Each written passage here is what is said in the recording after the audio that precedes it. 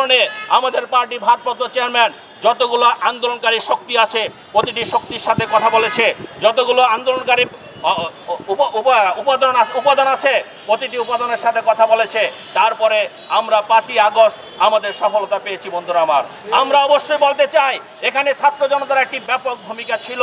অনেক ছাত্র মৃত্যুবরণ করেছে, অনেক সাধারণ জনতা মৃত্যুবরণ করেছে, শহীদ হয়েছে। বিএনপি 422 জন নেতাকর্মী নিহত হয়েছে।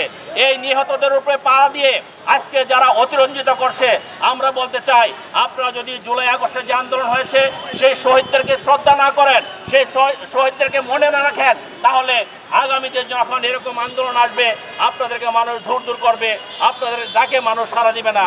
সেই জন্য আমি বলবো আজকে কোনো একটি গোষ্ঠীকে ছোট করে দেখার সুযোগ নাই। আমরা সকলে ঐক্যবদ্ধভাবে এই দেশের সাধারণ মানুষকে ঐক্যবদ্ধ করেছেন তারেক রহমান, এবং তার ডাকে আন্দোলনে সাড়া দিয়ে আমরা 5ই আগস্ট আমরা বিজয়ী হয়েছি। আমরা যুদ্ধ করেছি গণতন্ত্রের জন্য, আমরা যুদ্ধ করেছি ভোটাধিকারের জন্য, আমরা যুদ্ধ করেছি দুর্নীতিমুক্ত বাংলাদেশ গড়ার জন্য, আমরা যুদ্ধ করেছি এদেশে আমার বাক স্বাধীনতা রক্ষা করার জন্য, বাংলাদেশের স্বাধীনতা রক্ষা করার জন্য।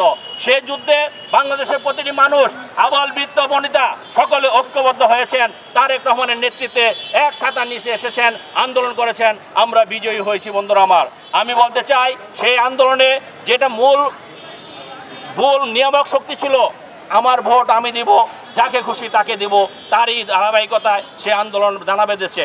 এবং আমরা বলতে চাই আমাদের নেতা জনাব তারেক রহমান এখনো সেই কাজটি করে গিয়েছিল।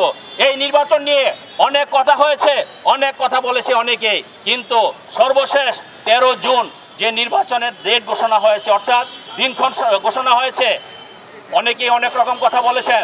13 জুন আমাদের পার্টি ভারপ্রাপ্ত চেয়ারম্যান জনাব তারেক রহমানের সাথে এবং বাংলাদেশের অন্তর্বর্তীকালীন সরকারের চিফ অ্যাডভাইজার ডক্টর ইউনূস সাহেবের সাথে যে লন্ডনে ঐতিহাসিক মিটিং হয়েছে, সেই মিটিংয়ে নির্ধারণ হয়েছে বাংলাদেশে আগামী ফেব্রুয়ারিতে একটি নির্বাচিত সরকার ইনশাল্লাহ আমরা পাবো।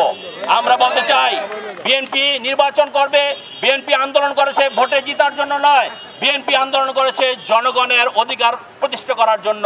আর জনগণের অধিকার যদি প্রতিষ্ঠিত হয়, সাধারণ মানুষের দুঃখ দুর্দশা যদি বিএনপি দেখে, তাহলে অবশ্যই জনগণ বিএনপির পাশে ছিল, আছে এবং আগামী দিনও থাকবে।